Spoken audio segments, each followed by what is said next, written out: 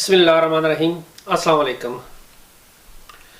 मैं आजकल जहाँ पे भी बाहर जाता हूँ और जो लोग भी मुझे मिलते हैं उसमें सबसे ज़्यादा जो सवाल आजकल किया जाता है वो स्वीडन में परमानेंट वर्क परमिट हासिल करने के लिए, इसको हम पीआर कहते हैं, पीआर हासिल करने के लिए। तो उस सिलसिले में मुख्तलिफ सवालात किए जाते हैं। जो बेसिक क्वेश्चन उसमें किए जाते हैं वो जॉब का कॉन्ट्रैक्ट आजकल बहुत ज़्यादा लोग पूछते हैं। उससे पहले लोग ये भी पूछते थे जी कि बेगम की आमदनी साथ होनी चाहिए नहीं होनी चाहिए थी। उसमें मैंने एक वीडियो पहले भी बनाई हुई है कि बेगम का जॉब का कॉन्ट्रैक्ट होना लाजमी नहीं है, हो जाए तो ये एक प्लस पॉइंट है। अगर आपकी आमदनी पीछे कम है तो बेगम का जॉब कॉन्ट्रैक्ट होना वहाँ पे भी लाजमी है। तो जो चीज़ बेसिकली देखी जाती है पीआर हासिल करने के लिए, उसमें तीन चीज़ें बुनियादी चीज़ें हैं। उनमें आपका माजी है, आपका हाल है और आपका मुस्तकबिल है। बहुत आसान है इसको कह देना माजी, हाल, मुस्तकबिल, लेकिन इसको बयान करने के लिए मैं जो 10 मिनट की वीडियो बना रहा हूँ मैं इन तीनों चीज़ों को बयान करूँगा कि माजी, हाल और मुस्तकबिल में क्या क्या देखा जाता है। अब स्वीडन की गवर्नमेंट जो कहती है कि जब आप पीआर के लिए अप्लाई करते हैं तो आपके पास पीछे 4 साल का जॉब का कॉन्ट्रैक्ट होना चाहिए या आमदनी आपके पास चलनी चाहिए 4 साल की। 4 साल की आमदनी जो वो एक सफिशेंट इतनी आमदनी हो जिसमें आप आराम से अपनी फैमिली के साथ गुजारा कर रहे हो। अब 4 साल का क्यों ज़रूरी है इसमें?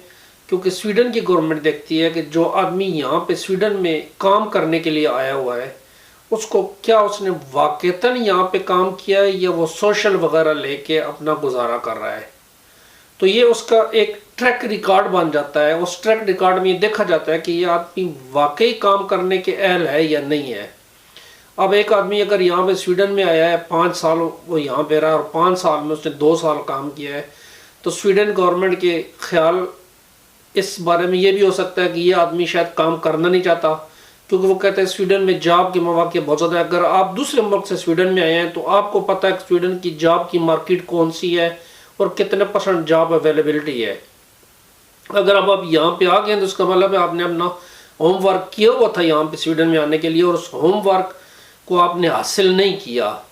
जो आपको 5 साल की परमिशन मिली है स्वीडन में रहने की, उस 5 साल की परमिशन में आपने 3 साल वेस्ट कर दिए और 2 साल आपने सिर्फ काम किया है। अब उसमें आप मुख्तलिफ वजूहात बयान कर सकते हैं, लेकिन गवर्नमेंट जो चाहती है या माइग्रेशन वर्कर वाले जो चाहते हैं वो कहते हैं जी 5 साल में आपने 4 साल सफिशेंट तौर पे काम किया और आपकी आमदनी इतनी हो कि अपना गुजारा आपने ठीक तरीके से किया हो। तो ये आपका माजी देखा जाता है। उस माजी में जो दूसरी चीज़ देखी जाती है उसमें कि आपने कानून की पाबंदी भी की हो, आपका कोई मुजरमाना रिकॉर्ड ना हो, आप प्रोनो फुकदन जिसको आप इन्फोर्समेंट एजेंसी कहते हैं उसमें आप ब्लैक लिस्ट ना हो। तो आमदनी के साथ आपका माशरती सूरत हाल भी देखी जाती है। उस माशरती सूरत हाल में आप अमनो आमा के लिए नुकसान का बायस तो नहीं बन रहे, ये चीज़ आपके माजी के ट्रैक का हिस्सा होती है। अब ये चीज़ जो माजी और हाल और मुस्तकबिल, ये चीज़ें जो माजी की हैं ये कंटिन्यूस करती हैं, हाल में भी कंटिन्यूस करती हैं, मुस्तकबिल में भी। अब जब आप पिछले 4 साल का गवर्नमेंट को शो करेंगे कि हमने 4 साल की ये आमदनी हमने शो की है, इतनी सफिशेंट आमदनी हमारे पास थी, हमने ये शो की है अब आपको, तो ये आमदनी आगे भी चलनी चाहिए। जब आप अप्लाई कर रहे हो वो उस वक्त वो आपका हाल है, उसमें जो प्रेजेंट सिचुएशन में आप दिखाएंगे गवर्नमेंट को कि जिस दिन आपने जॉब अप्लाई की है उस दिन आपके पास वो जो जॉब चलती आ रही है पिछले 4 साल से, या जो जॉब्स मुख्तलिफ जॉब कर वो आप कंटिन्यूस कर रहे हैं और आपके पास रेगुलर इनकम इस वक्त भी वो चल रही है, मुजरमाना रिकॉर्ड भी उस वक्त आपका ठीक है, आपके पास रहने के लिए एक सूटेबल प्लेस भी हो जिसमें आप अपने और अपने बीवी बच्चों के साथ रह रहे हो, उसमें आपका खाना पीना रैश कपड़े वगैरह उस सब के लिए आपके पास आमदनी पूरी हो। जो कहते हैं अब आमदनी के लिए मैं छोटी सी एक मिसाल दे दूं। मैंने पीछे भी एक दफ़ा वीडियो में बताया था कि सन 2022 में जो लॉ इन्फोर्समेंट एजेंसी से जिसको आप क्रोनो फुकदन कहते हैं, उन्होंने जो कानून के मुताबिक जो बताया था कि एक आदमी के गुजारे के लिए जो मिनिमम रिक्वायरमेंट है वो एक आदमी अगर है तो उसकी 5157 है। अगर वो मियाँ बीवी हैं, कपल है, 8,520 है। अगर उनके साथ 6 साल के कम उम्र के बच्चे हैं तो 2,736 फी बच्चा। अगर 7 साल से ऊपर के बच्चे हैं तो 3,150 क्राउन फी बच्चा उसके पास ये भी आमदनी होनी चाहिए। अब इनको आप मिला के टोटल कर लें तो उसमें आपको पता चलेगा कि आपकी आमदनी पीआर लेने के लिए एक मियारी आमदनी है या नहीं है। अब अगर हम मुस्तकबिल में जाएं तो जो सबसे ज़्यादा चीज़ जिसने पिछले साल जब कानून को चेंज किया था गवर्नमेंट ने, जो जिस चीज़ ने अफेक्ट किया था वो चीज़ ये वाली थी कि उन्होंने कहा था जी कि आप ये तो आपने बता दिया कि आपने पिछले 4 साल काम किया है, ये भी आपने बता दिया कि आप इस वक्त भी काम कर रहे हैं, लेकिन साथ माइग्रेशन वर्कर को ये गारंटी भी चाहिए कि आप अगले 18 महीने तक 1.5 साल तक इस काम को कंटिन्यू रखेंगे और इसमें आपका काम खारिज नहीं होगा।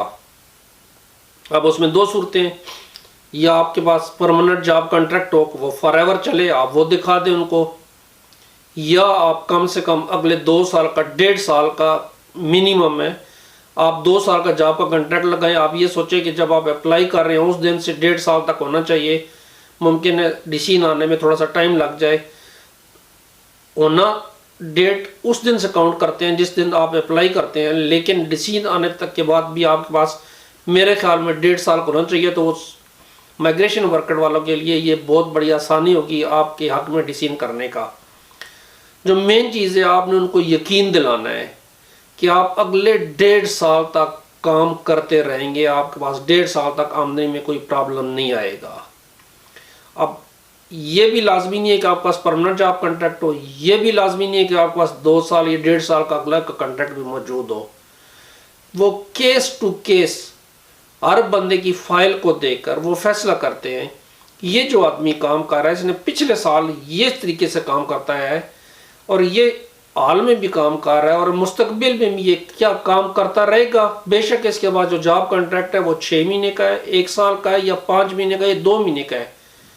क्या इस आदमी का जो पैटर्न है वो शो करता है कि अगले 18 महीने तक काम करेगा? तो उसमें वो केस बाय केस डिसीजन करते हैं। उसमें आप ये नहीं कह सकते जी कि उस आदमी को पेपर मिल गया मुझे पेपर नहीं मिले।